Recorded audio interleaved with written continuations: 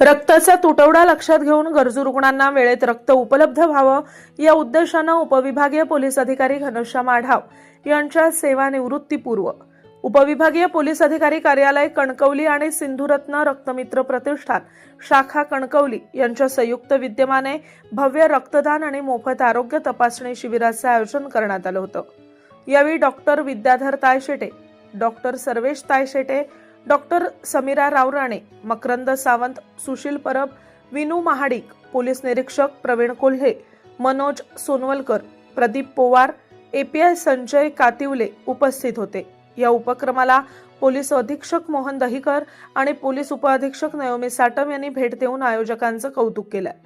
शिबिरात 60 जणांनी रक्तदान तर 56 पोलीस अधिकारी आणि कर्मचाऱ्यांची शुगर, रक्तदाब, ईसीजी, थायरॉइड तसंच महिलांची आरोग्य तपासणी करण्यात आली आहे। रक्तदात्यांना सोनचाफ्याची रोपं भेट देण्यात आली। यावेळी घनश्याम आढाव म्हणाले, रक्तदान हे श्रेष्ठ दान असून मी स्वतः देखील रक्तदान केलेले आहे। या उपक्रमातून अनेक गरजू रुग्णांना जीवनदान मिळालंय। या उपक्रमामुळे पोलीस दलाचा समाजाशी असलेला सलोखा पुन्हा एकदा अधोरेखित झालाय।